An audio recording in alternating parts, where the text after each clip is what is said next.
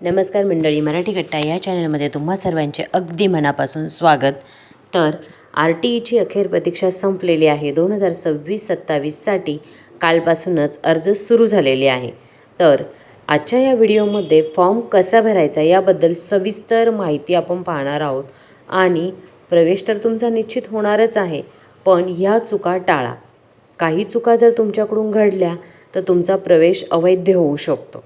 त्यामुळे व्हिडिओ जराही स्किप करू नका, व्हिडिओ शेवटपर्यंत पहा आणि व्हिडिओ आवडल्यास व्हिडिओला लाईक करा आणि चॅनलला देखील सबस्क्राईब करा, म्हणजे यापुढेही तुम्हाला असेच नवनवीन व्हिडिओ पाहायला मिळतील. मागील वर्षापेक्षा ह्या वर्षीच्या नियमांमध्ये बदल आहे आणि मुख्य 2 बदलांपैकी बदल आहे. पहिला बदल म्हणजे पहिले की डॉक्युमेंट ज्यावेळेला ॲडमिशन प्रोसेस व्हेरिफिकेशन व्हायचं त्यावेळी सादर केले तरी पण चालत होतं. आत्ता मात्र तसं नाही आहे. आता आपण जेव्हा फॉर्म भरतो तेव्हाच आपल्याला वेबसाईटला डॉक्युमेंट्स अपलोड करायचे आहेत. त्यामुळं ही खूप काळजी वाढवणारी गोष्ट आहे की ज्यांच्याकडे डॉक्युमेंट नसतील तर आधी डॉक्युमेंट मिळवा आणि मगच फॉर्म भरा. ही एक महत्त्वाची सूचना. आणि दुसरी गोष्ट म्हणजे आपल्याला 1 किलोमीटरच्या आतीलच शाळा चूज करायच्या आहेत. मागील वर्षापर्यंत 3 किलोमीटर अंतरापर्यंत देखील आपण शाळा सिलेक्ट करू शकत होतो. हा देखील महत्त्वाचा चेंज त्यांनी केलेला आहे आणि हा चेंज बहुतेक जणांना आवडलेला नाही आहे.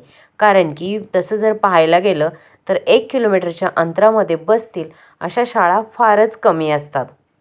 सर्वप्रथम तुम्हाला RTE वेबसाईटला व्हिजिट करायचं आहे आणि त्यानंतर मग तुमच्यासमोर ही असली विंडो येते. इथं न्यू रजिस्ट्रेशन आलेलं आहे. न्यू रजिस्ट्रेशनवर क्लिक करायचं आहे. तुमचं जर रजिस्ट्रेशन झालं तर त्याचा यूजर ID आणि पासवर्ड लक्षात ठेवायचा आहे, कारण की हाच यूजर ID आणि पासवर्ड तुम्हाला वारंवार वेबसाईटवरील अपडेट पाहण्यासाठी उपयोगी पडतो.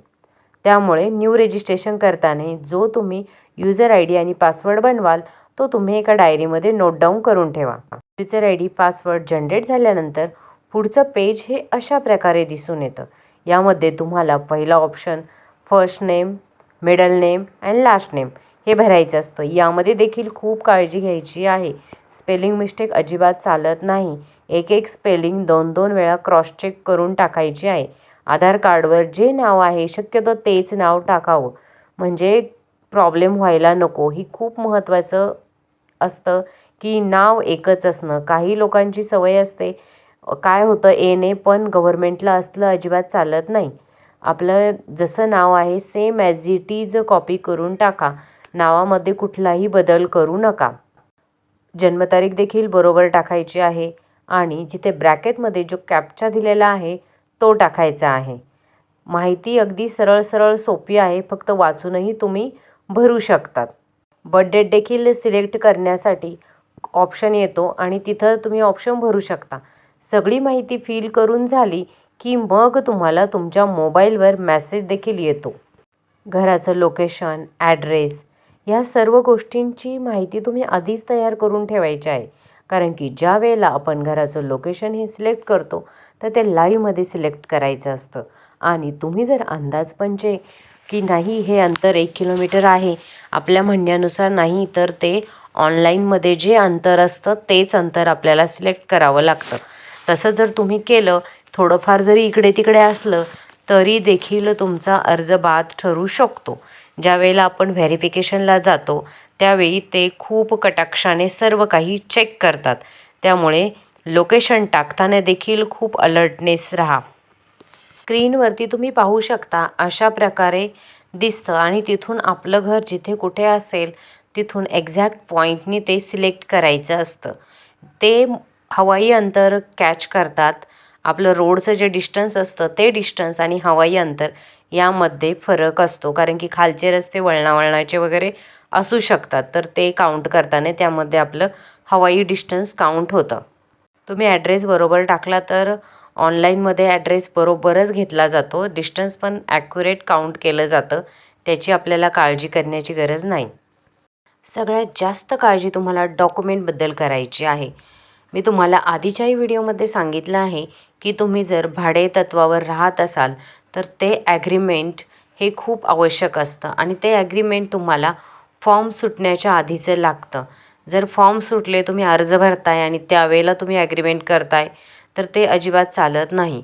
फॉर्म सुटण्याच्या आधीचंच ॲग्रीमेंट लागतं, कारण की आपल्याला सर्व काही डॉक्युमेंट्स अपलोड करायचे आहे.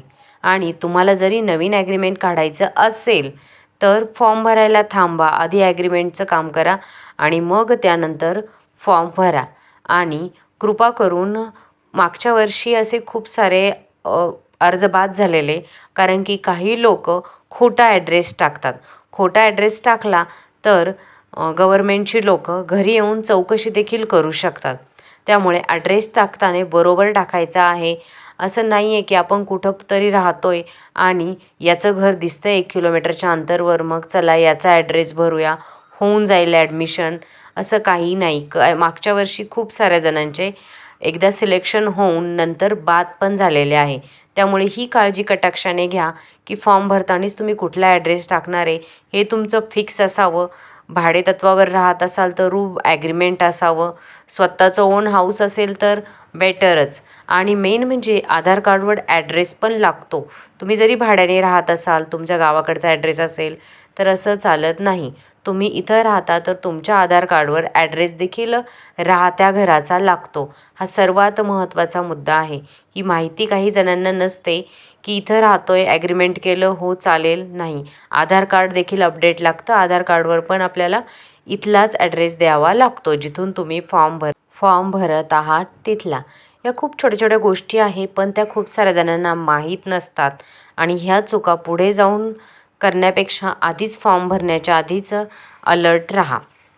आजच्या व्हिडिओमध्ये इतकीच माहिती. तुम्हाला जर कसली अडचण येत असेल तर प्लीज कमेंटमध्ये कळवा. मी त्यावर सोल्युशन देण्याचा प्रयत्न निश्चित करेल. व्हिडिओ जर आवडला असेल तर व्हिडिओला लाईक करा. चॅनलला जर नवीन असाल तर चॅनलला देखील सबस्क्राईब करा. पुन्हा भेटूया अशाच एका नवीन व्हिडिओमध्ये. तोपर्यंत बाय बाय.